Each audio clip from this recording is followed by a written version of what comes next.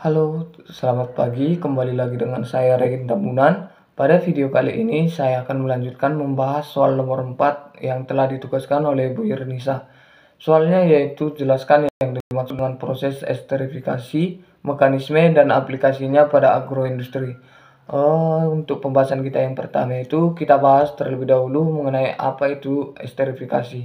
Esterifikasi adalah reaksi kimia pembentukan ester melalui kondensasi antara asam karboksilat atau derivatnya dengan alkohol. Reaksi ini menghasilkan ester dan air sebagai produk samping. Reaksi ini merupakan salah satu transformasi kimia yang paling fundamental dalam kimia organik dan memiliki aplikasi luas dalam agroindustri.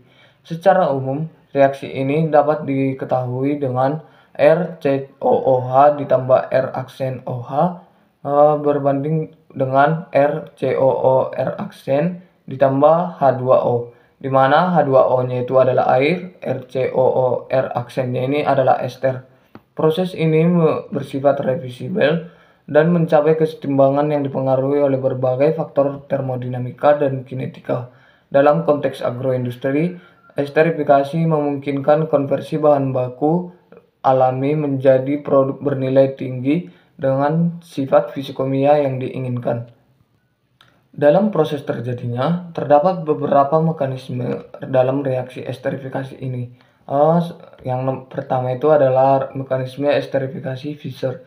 Tahap pertama melibatkan protonasi atom oksigen karbonil oleh katalis asam meningkatkan elektrofitas karbon karbonil. Alkohol kemudian menyerang karbon karbonil yang terprotonasi membentuk intermediate tetrahedral. Selanjutnya terjadi eliminasi air melalui protonasi salah satu gugus hidroksil, diikuti pelepasan molekul air dan diprotonasi untuk menghasilkan ester. Mekanisme ini menjelaskan mengapa katalis asam diperlukan dan mengapa penghilangan air dapat menggeser kesetimbangan arah pembentukan produk. Laju reaksi dipengaruhi oleh kekuatan asam katalis, konsentrasi reaktan, dan kemudahan pembentukan intermediat tetrahedral. Untuk mekanisme selanjutnya itu ada yaitu mekanisme transesterifikasi. Proses ini dimulai dengan aktivasi gugus karbonil ester oleh katalis. Katalis yang dimaksud di sini ada asam, basa, dan enzim. Pada katalis basa, ion alkoholsida menyerang karbon karbonil membentuk intermediate tetrahedral yang kemudian mengalami eliminasi alkohol awal. Pada katalis asam, protonasi gugus alkoksi memfasilitasi pelepasan alkohol dan serangan nukleofil alkohol baru.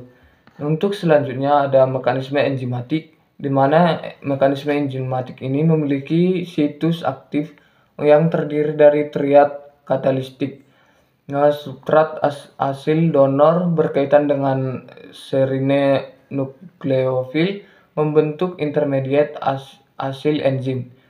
Alkohol kemudian menyerang intermediate ini menghasilkan ester dan regenerasi enzim. Mekanisme ini memberikan stereoselektivitas dan regioselektivitas yang tinggi. Esterifikasi ini dapat diterapkan dalam agroindustri. Salah satunya adalah produksi biodiesel dari minyak nabati.